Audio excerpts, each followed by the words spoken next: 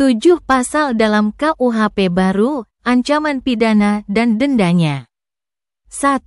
Pasal penghinaan presiden dan lembaga negara.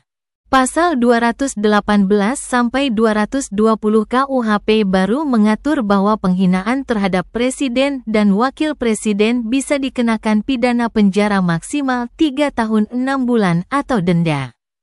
Jika penghinaan dilakukan melalui media sosial atau demonstrasi, ancaman hukumannya lebih berat. Namun, pasal ini hanya bisa diproses jika ada laporan langsung dari presiden atau wakil presiden, bukan dari pihak lain. 2. Pasal zina dan kohabitasi, tinggal serumah tanpa nikah.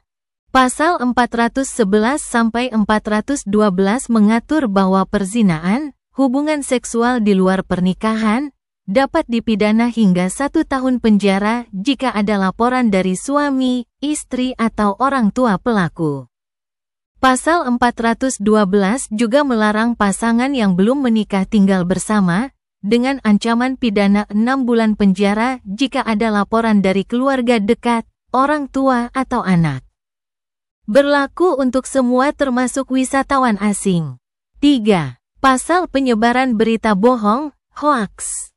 Pasal 263-264 KUHP baru mengatur bahwa penyebaran berita bohong yang menyebabkan keonaran diancam dengan pidana 6 tahun penjara atau denda 500 juta rupiah. Jika berita bohong menyebabkan kerusuhan besar, ancaman hukumannya meningkat menjadi 10 tahun penjara. 4. Pasal demonstrasi tanpa izin. Pasal 256 menyatakan bahwa demonstrasi atau unjuk rasa tanpa pemberitahuan kepada pihak berwenang dapat dipidana maksimal 6 bulan penjara atau denda 10 juta rupiah. Pasal ini bertujuan untuk menjaga ketertiban umum. 5. Pasal aborsi dan hak reproduksi. Pasal 251 melarang aborsi dengan ancaman pidana 4 tahun penjara bagi perempuan yang melakukannya dan 5 tahun bagi tenaga medis yang membantu. Namun, aborsi tetap diperbolehkan dalam kondisi darurat medis atau korban pemerkosaan sebelum usia kandungan 12 minggu. 6. Pasal tentang hukuman mati bersyarat. Pasal 100 memperkenalkan konsep hukuman mati bersyarat. Terpidana hukuman mati bisa mendapatkan masa percobaan selama 10 tahun untuk menunjukkan perilaku baik.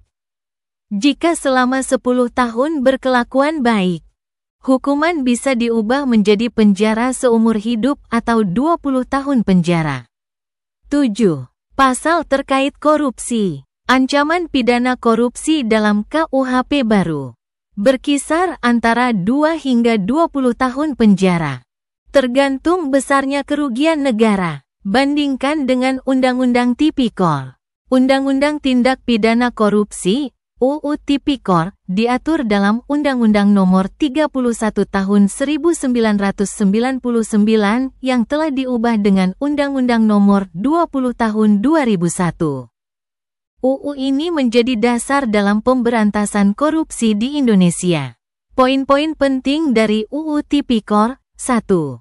Definisi korupsi.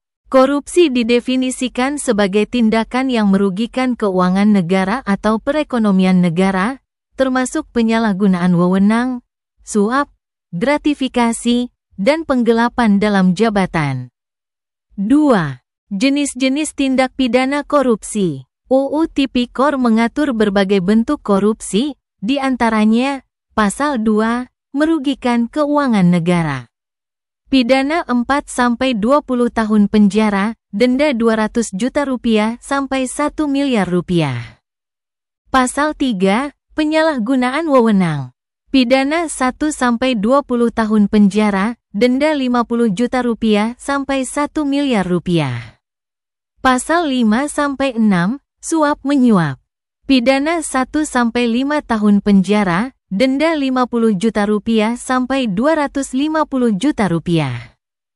Pasal 12, gratifikasi yang dianggap suap. Pidana 4-20 tahun penjara, denda 200 juta rupiah sampai 1 miliar rupiah. Pasal 13, hadiah terkait jabatan. Pidana 1-5 tahun penjara. Denda 50 juta rupiah sampai 250 juta rupiah. Pasal 18, penyitaan aset hasil korupsi. 3. Hukuman tambahan. Selain hukuman penjara dan denda, pelaku korupsi dapat dikenai pencabutan hak politik, penyitaan aset hasil korupsi, penggantian kerugian negara. 4. Peran KPK dalam Undang-Undang Tipikor. Komisi Pemberantasan Korupsi, KPK, memiliki wewenang untuk menyelidiki, menyidik, dan menuntut kasus korupsi, melakukan operasi tangkap tangan, OTT, menyita aset dan mencegah tersangka kabur ke luar negeri. 5. Perlindungan bagi pelapor. Undang-undang ini juga memberikan perlindungan bagi whistleblower atau pelapor kasus korupsi agar tidak mendapatkan intimidasi atau ancaman. Reaksi publik. Secara umum, UU Tipikor lebih diterima oleh publik karena lebih spesifik dan keras dibandingkan dengan pasal-pasal tindak pidana korupsi dalam KUHP baru. Berikut alasannya. 1. Hukuman lebih berat dalam Undang-Undang Tipikor. Undang-Undang Tipikor memberikan hukuman yang lebih berat bagi koruptor, seperti pidana minimal 4 tahun dan maksimal 20 tahun. Bahkan bisa seumur hidup atau hukuman mati jika korupsi dilakukan dalam kondisi tertentu, misalnya saat bencana. KUHP baru menetapkan hukuman lebih fleksibel, dengan ancaman minimal 2 tahun penjara, yang dianggap berpotensi melemahkan pemberantasan korupsi. 2. Kewenangan KPK dalam Undang-Undang Tipikor. Undang-Undang Tipikor secara jelas memberikan wewenang besar kepada KPK dalam penyelidikan, penyidikan, dan penuntutan kasus korupsi. KUHP baru tidak secara spesifik menyebut peran KPK, sehingga ada kekhawatiran bahwa lembaga ini bisa dilemahkan di masa depan. 3. Kejelasan pasal dalam Undang-Undang Tipikor. Undang-Undang Tipikor fokus pada pemberantasan korupsi dan memiliki aturan khusus.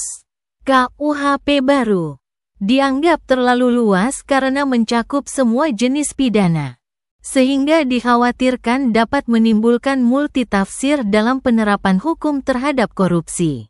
4. Persepsi masyarakat terhadap pemberantasan korupsi. Publik umumnya lebih percaya pada Undang-Undang Tipikor, karena selama ini digunakan untuk menjerat banyak koruptor kelas atas. KUHP baru dianggap berpotensi mempermudah koruptor mendapatkan hukuman lebih ringan dan menciptakan celah bagi permainan hukum. Publik khawatir korupsi tidak lagi dianggap sebagai kejahatan luar biasa, sehingga hukumannya bisa lebih ringan.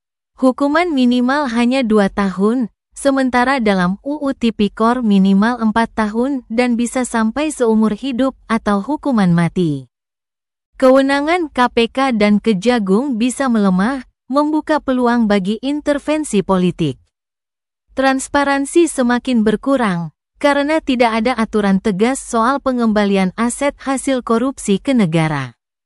Kesimpulan, Undang-Undang Tipikor lebih diterima publik karena lebih tegas dalam memberantas korupsi, sementara KUHP baru melemahkan upaya tersebut. Jika KUHP baru benar-benar diterapkan tanpa penguatan Undang-Undang Tipikor, banyak pihak khawatir bahwa korupsi justru semakin sulit diberantas.